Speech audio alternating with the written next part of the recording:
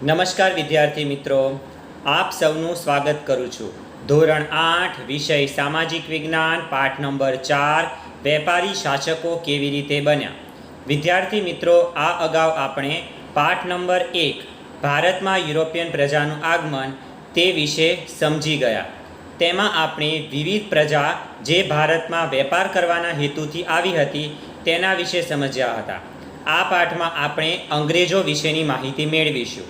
એ અંગ્રેજો જેઓ ભારતમાં વેપાર કરવા માટે આવ્યા હતા અને ધીરે ધીરે તેમણે ભારતમાં પોતાનું વર્ચસ્વ સ્થાપ્યું અને ભારતના રાજા બની બેસી ગયા, તેમજ સમગ્ર ભારતને ગુલામ બનાવ્યું. તેથી જ આ પાઠનું નામ છે વેપારી શાસકો કેવી રીતે બન્યા. આ પાઠમાં આપણે જોઈશું કે સમગ્ર ભારત પર પોતાનું વર્ચસ્વ સ્થાપવા માટે અંગ્રેજોએ કઈ કઈ પદ્ધતિઓનો ઉપયોગ કર્યો હતો. સૌપ્રથમ આ પાઠની પ્રસ્તાવના વિશે વધુ જાણીએ. પાઠની શરૂઆતમાં બાળકો પુસ્તકાલયમાં વાંચન કરી રહ્યા છે તે બાબત દર્શાવવામાં આવી છે. તેમાં જય અને મિતાલી નામના બાળકો બે બિલાડી અને વાંદરાની બાળવાર્તા વાંચી એકબીજાની મજાક કરી રહ્યા હતા. વિદ્યાર્થી મિત્રો, આ બાળવાર્તા આપણે પણ સાંભળી હશે, જેમાં બે બિલાડી એક રોટલી માટે ઝઘડી રહી હોય છે અને વાંદરો આ બે બિલાડી વચ્ચે રોટલીના સરખા ભાગ કરી આપવાનું કહી ભાગ પાડતા પાડતા રોટલી પોતે જ ખાઈ જાય છે અને બંને બિલાડી ભૂખી જ રહી જાય છે. તો તમને એવું થશે કે આ પાઠનો આ વાર્તા સાથે શું સંબંધ છે? તો વિદ્યાર્થી મિત્રો, આપણે જાણવું જરૂરી બને છે કે જેમ આ વાર્તામાં બિલાડીઓ લડી રહી છે તેવી જ રીતે તે સમય દરમિયાન ભારતના રાજાઓ એકબીજા સાથે પોતાના રાજ્યનો વિસ્તાર વધારવા લડી રહ્યા હતા, જેમાં અંગ્રેજોએ વાંદરાની ભૂમિકા ભજવી હતી. ભારતના ઝઘડતા રાજાઓ વચ્ચે અંગ્રેજોએ વધારે ઝઘડા કરાવી તેમજ પોતાની વિવિધ કૂટનીતિઓથી ભારતને છિન્ન ભિન્ન કરી નાખ્યું હતું. 18મી સદીના અંત ભાગમાં ભારતની ભૂમિ પર અંગ્રેજો એક નવી રાજશક્તિ તરીકે ઉભરવા લાગ્યા, એટલે કે ફેલાવા લાગ્યા હતા. એ અંગ્રેજો જે માત્ર ભારતમાં વેપાર કરવા આવ્યા હતા તેઓ ધીરે ધીરે સમગ્ર ભારતના રાજા એટલે કે શાસક બની ગયા. તો આપણે અંગ્રેજોની તે કૂટનીતિઓ વિશે અહીં શીખીશું. સૌ પ્રથમ આપણે લોર્ડ વેલેસ્લીની સહાયકારી યોજના વિશેનો અભ્યાસ કરીશું. ખરેખર આ લોર્ડ વેલેસ્લીની સહાયકારી યોજના નહીં, પરંતુ પોતાનો વિસ્તાર વધારવાની યોજના હતી. વેલેસ્લી ઈસ્ટ ઇન્ડિયા કંપનીનો ગવર્નર જનરલ બનીને ઇંગ્લેન્ડથી ભારત આવ્યો હતો. જ્યારે વેલેસ્લી ભારત આવ્યો તે સમયમાં ભારતમાં ઇંગ્લેન્ડ અને ફ્રાન્સ એ બંને દેશોની ભારતમાં વેપાર કરવાની હરીફાઈ ચાલી રહી હતી. ભારતમાં ફ્રેન્ચ પ્રજા તાકાતવર ન બને અને અંગ્રેજો ભારતમાં પોતાનું વર્ચસ્વ સ્થાપી શકે તે માટે વેલેસ્લીએ એક યોજના તૈયાર કરી. વેલેસ્લીની આ યોજનાને સહાયકારી યોજના કહેવામાં આવે છે. આ યોજનાને વેલેસ્લીએ ભારતના દેશી રાજાઓ સમક્ષ મૂકી.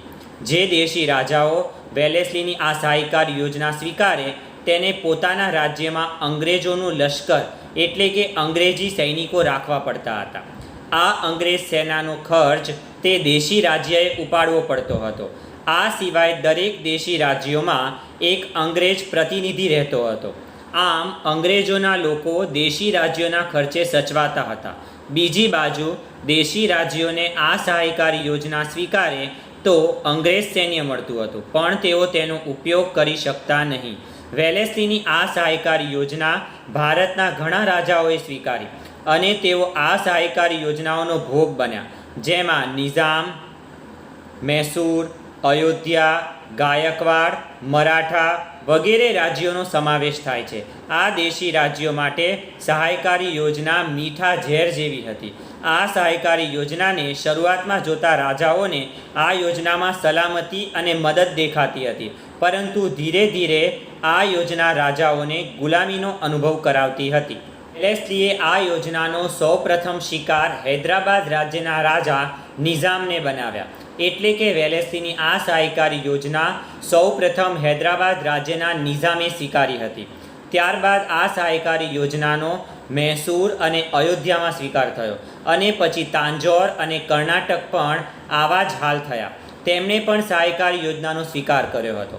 અંગ્રેજ અધિકારીઓ તેમજ વેલેસ્લીએ મરાઠા સરદારોમાં પણ એકબીજા વિરુદ્ધ ખરાબ કહી મરાઠા સરદારો વચ્ચે અંદરોઅંદર ઝઘડા કરાવ્યા અને તેમને પણ સહાયકારી યોજનાનો સ્વીકાર કરાવ્યો હતો. મરાઠા સાથે આ અગાઉ નિઝામની જે લડાઈ થઈ હતી તેમાં નિઝામને ખૂબ જ નુકસાન વેઠવું પડ્યું હતું. તેથી હૈદરાબાદના નિઝામે આ યોજનાનો સૌથી પહેલાં સ્વીકાર કર્યો હતો. ટીપુ સુલતાનનું રાજ્ય તો અંગ્રેજોના પાસે પહેલાંથી જ આવી ગયું હતું. જ્યારે મરાઠા સંઘમાં નાના ફડણવીસનું મૃત્યુ થયું ત્યારબાદ મરાઠા સંઘ વચ્ચે ઝઘડાઓ થવા લાગ્યા અને ત્યારે આ મરાઠાઓ વચ્ચે ઝઘડા કરાવવાનું કાર્ય અંગ્રેજોએ કર્યું હતું. અંગ્રેજોએ અહીં ભાગલા પાડો અને રાજ કરોની નીતિ અપનાવી. અંગ્રેજોએ મરાઠા રાજ્યો વચ્ચે ઝઘડા કરાવી આ રાજ્યના ભાગલા પડાવી દીધા અને તેમના રાજ્યના કાર્યમાં હસ્તક્ષેપ કરવા લાગ્યા, દખલગીરી કરવા લાગ્યા. અયોધ્યા, ગોરખપુર, તાંજોર, કર્ણાટક, ફરુખાબાદ વગેરે રાજ્યોને અંગ્રેજોએ ખાલસા કર્યા અને ત્યાં રાજ્ય કરવા લાગ્યા. આમ 7 વર્ષમાં જ વેલેસ્લીએ અંગ્રેજોની ઈસ્ટ ઇન્ડિયા કંપનીનો વિસ્તાર ભારતભરમાં વધારી દીધો. આમ સહાયકારી યોજના દ્વારા અંગ્રેજ સરકારનો વિસ્તાર ખૂબ જ વધી ગયો હતો. અહીં વિદ્યાર્થી મિત્રો આપણે વેલેસ્લીની સહાયકારી યોજના વિશે જે કંઈ પણ સમજ્યા તે માહિતીને મુદ્દા પ્રમાણે ફરી એકવાર સમજવાનો પ્રયત્ન કરીએ. વેલેસ્લીની સહાયકારી યોજના ભારતમાં અંગ્રેજ સત્તાને સર્વોપરી બનાવવા માટે ગવર્નર જનરલ વેલેસ્લીએ અમલમાં મૂકેલી યોજનાને ઇતિહાસમાં સહાયકારી યોજના તરીકે ઓળખવામાં આવે છે.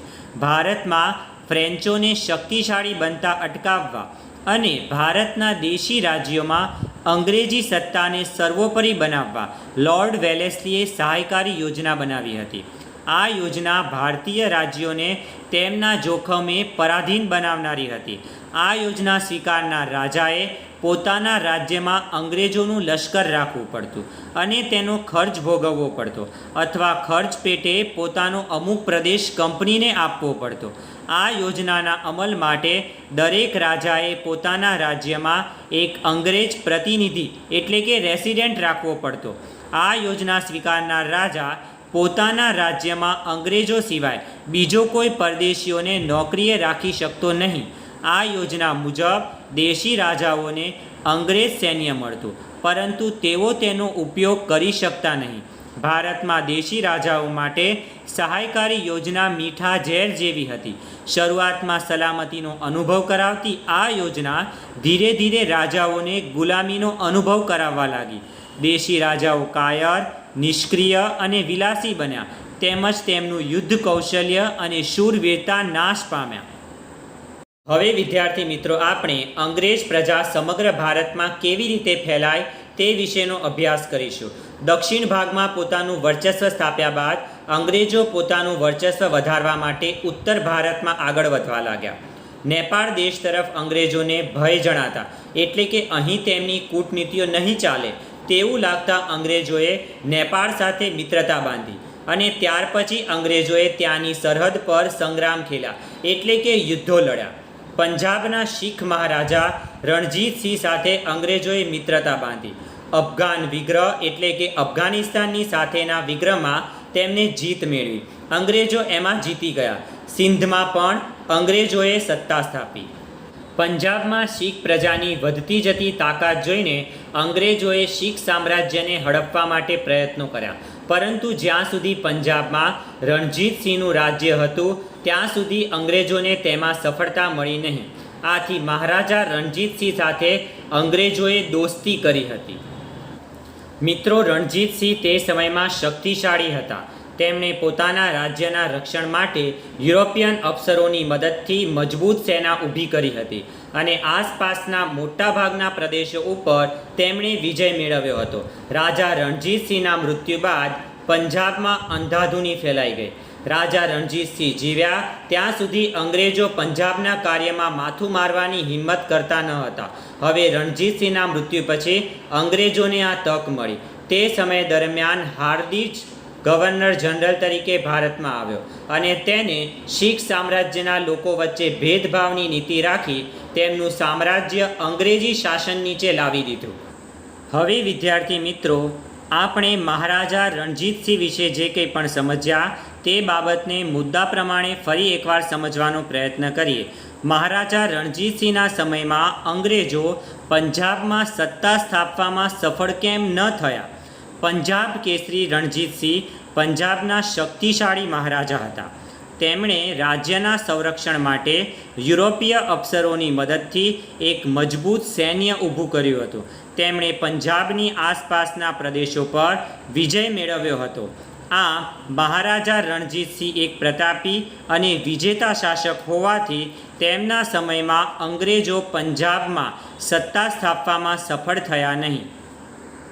હવે વિદ્યાર્થી મિત્રો, આપણે જેમ વેલેસ્લીની સહાયકારી યોજના વિશે શીખ્યા તેમ હવે આપણે લોર્ડ ડેલાઉસીની ખાલસા નીતિ વિશે સમજીશું. તો વિદ્યાર્થી મિત્રો, ખાલસા નીતિ એટલે શું તેવો આપને પ્રશ્ન થયો હશે. વિદ્યાર્થી મિત્રો, ખાલસા નીતિ એટલે દેશી રાજાની સત્તાનો અંત લાવી તેના રાજ્યને અંગ્રેજ શાસન નીચે મૂકવું. ખાલસા નીતિ એ ગવર્નર જનરલ લોર્ડ ડેલાઉસીએ અપનાવેલી સામ્રાજ્યવાદી નીતિ હતી. વેલેસ્લીએ જે સહાયકારી યોજના ઘડી હતી તે મુજબ સહાયકારી યોજના સ્વીકારનાર રાજ્યો અંગ્રેજોના મિત્ર ગણાતા હતા.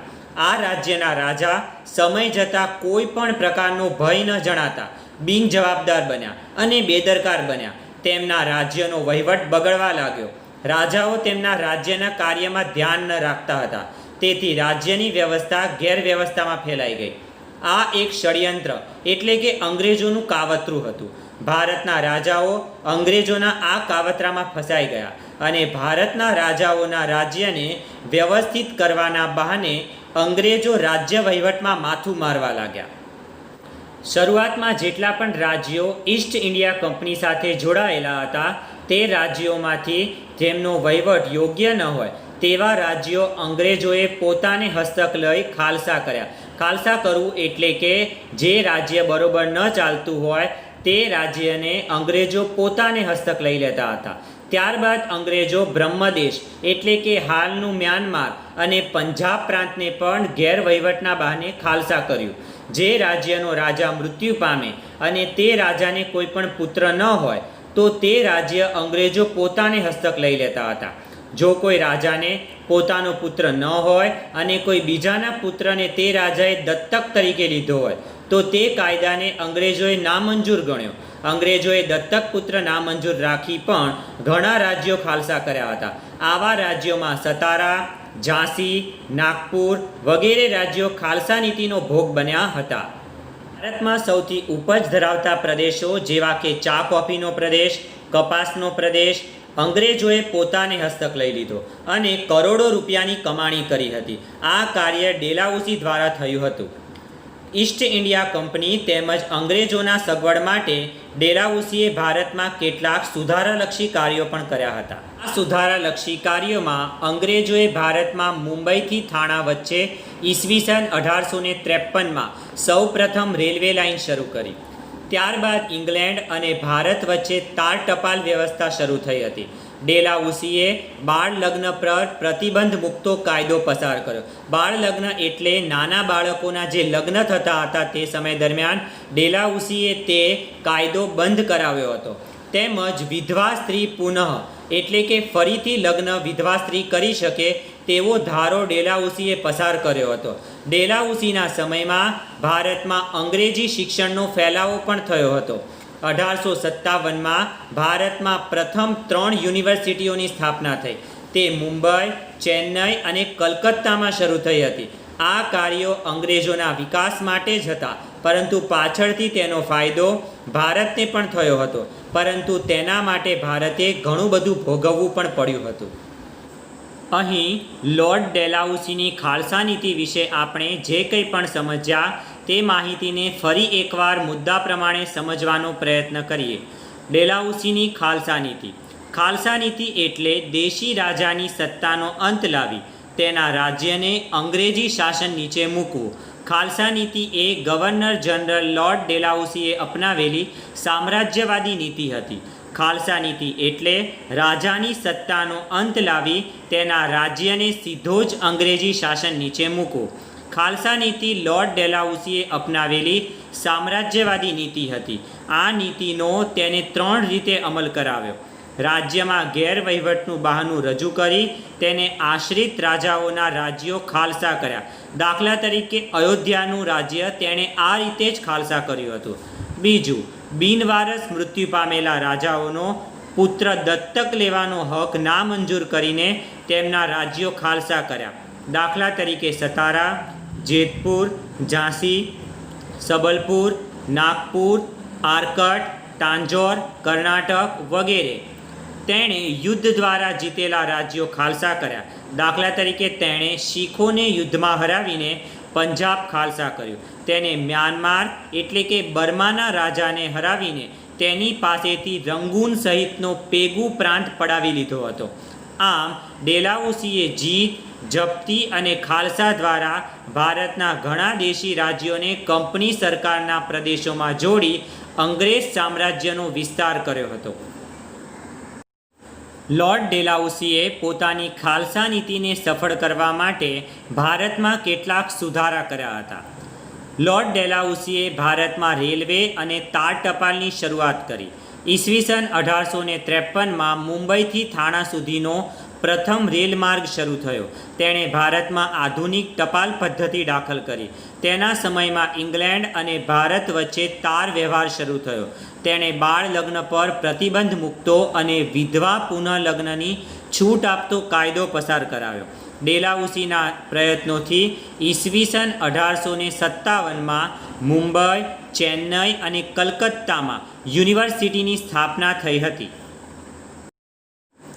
વિદ્યાર્થી મિત્રો, સહાયકારી યોજના અને ખાલસા નીતિથી અંગ્રેજોને શો ફાયદો થયો તે વિશે સમજીશું.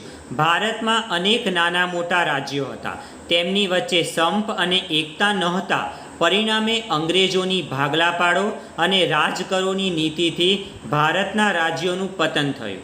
અનેક હિન્દી રાજાઓ વેલેસ્લીની સહાયકારી યોજના સ્વીકારીને અંગ્રેજોના ગુલામ બની ગયા. 7 વર્ષના સમયગાળામાં વેલેસ્લીએ સહાયકારી યોજના દ્વારા કંપનીનો વિસ્તાર કરી અંગ્રેજ સત્તાને ભારતમાં સર્વોપરી બનાવી. સહાયકારી યોજના સ્વીકારનાર દેશી રાજાઓને અંદરનો કે બહારનો ભય ન રહેતા તેઓ બેજવાબદાર બન્યા. પરિણામે તેમના રાજ્યોમાં ગેરવ્યવસ્થા ફેલાઈ. પરિણામે ડેલાઉસીએ ખાલસા નીતિ દ્વારા એ રાજ્યો ખાલસા કરી અંગ્રેજ શાસન સાથે જોડી દીધા. તેણે કેટલાક રાજ્યોને યુદ્ધમાં હરાવીને તેમજ કેટલાક રાજાઓને પુત્ર દત્તક લેવાનો હક નામંજૂર કર્યો. તેમના રાજ્યો ખાલસા કરીને કંપની સરકાર સાથે જોડી દીધા. આમ ડેલાઉસીએ સમગ્ર ભારત પર અંગ્રેજ સત્તા સ્થાપી. આમ સહાયકારી યોજના અને ખાલસા નીતિથી અંગ્રેજોને ખૂબ જ ફાયદો થયો. અહીં આપેલા ભારતના નકશાને વિદ્યાર્થી મિત્રો ધ્યાનપૂર્વક જોઈએ તો આપણને ખબર પડશે કે વિવિધ સમયગાળા દરમિયાન અંગ્રેજોનું શાસન ભારતના વિવિધ ભાગ તરફ ફેલાયેલું હતું. ઈસવીસન 1798માં આ ભારતના નકશામાં જે જગ્યા પર ગુલાબી કલર જોવા મળી રહ્યો છે ત્યાં તે સમય દરમિયાન અંગ્રેજ શાસન 1798માં ફેલાયેલું હતું. ત્યારબાદ ઈસવીસન 1805માં આપેલા નકશામાં જે સ્થાન પર ભૂરો રંગ દેખાઈ રહ્યો છે તે સ્થાન પર અંગ્રેજ શાસન ફેલાયેલું હતું. ઈસવીસન 1805માં ઈસવીસન 1835માં આપેલા નકશામાં જે સ્થાન પર લીલો રંગ દેખાઈ રહ્યો છે તે સ્થાન પર અંગ્રેજોનું શાસન ફેલાયેલું હતું. ઈસવીસન 1856માં આપેલા નકશામાં જે સ્થાન પર પીળો રંગ દેખાઈ રહ્યો છે તે સ્થાન પર અંગ્રેજોએ પોતાનું શાસન ફેલાવ્યું હતું. અહીં વિવિધ રંગોમાં ભારતના કયા કયા રાજ્યોનો સમાવેશ થતો હતો જ્યાં અંગ્રેજોએ પોતાનું શાસન સ્થાપ્યું હતું તેને ધ્યાનપૂર્વક જોઈ અને યાદ રાખવાનો પ્રયત્ન કરીશું. અહીં આપેલા નકશાને પણ વિદ્યાર્થી મિત્રો એકવાર વધુ ધ્યાનપૂર્વક જોવાનો પ્રયત્ન કરીએ. આ નકશામાં વેલેસ્લીએ સહાયકારી યોજના જે તૈયાર કરી હતી તેને સ્વીકારનાર ભારતના કયા કયા રાજ્યો હતા તે દર્શાવવામાં આવ્યા છે. તેમાં ગ્વાલિયર, ત્યારબાદ લખનઉ, અયોધ્યા, નાગપુર, ઇન્દોર, હૈદરાબાદ તેમજ પુણેનો સમાવેશ કર્યો છે. વિદ્યાર્થી મિત્રો, આપણે અંગ્રેજોની આ સહાયકારી યોજના અને ખાલસા નીતિથી ભારતની પ્રજામાં જે અસંતોષ ઊભો થયો હતો તેના વિશે સમજણ મેળવીશું. સહાયકારી યોજના અને ખાલસા નીતિથી સમગ્ર દેશમાં હાહાકાર મચી ગયો હતો. પ્રજાનો અંગ્રેજો સામેનો ગુસ્સો ધીરે ધીરે બહાર આવવા લાગ્યો. અંગ્રેજો સામે વિરોધ કરવામાં ભારતના ઘણા ક્રાંતિકારીઓ મૃત્યુને ભેટ્યા હતા, જેમાં ભારતનો પ્રથમ શહીદ મંગલ પાંડે પણ હતો. ડેલાઉસીએ કરેલી રેલવે, તાર ટપાલ અને ઉચ્ચ શિક્ષણની વ્યવસ્થા લોકોને ખૂંચવા લાગી. જૂની વિચારસરણી ધરાવતા ભારતના લોકોને લાગ્યું કે અંગ્રેજો ભારતની સંસ્કૃતિનો નાશ કરી રહ્યા છે. અંગ્રેજોના સુધારા અંગ્રેજો માટે જ હતા, તેનાથી ભારતની પ્રજાને કોઈ લાભ થતો નથી. ભારતે આ સુધારાની માત્ર કિંમત ચૂકવી ભોગવવું પડે છે તે ભારતની પ્રજા હવે જાણી ગઈ હતી. લોકોના મનમાં ઉઠેલા આ ગુસ્સાને ભડકાનું સ્વરૂપ ધારણ કર્યું અને તેના કારણે જ 1857નો સ્વાતંત્ર્ય સંગ્રામ અસ્તિત્વમાં આવ્યો હતો.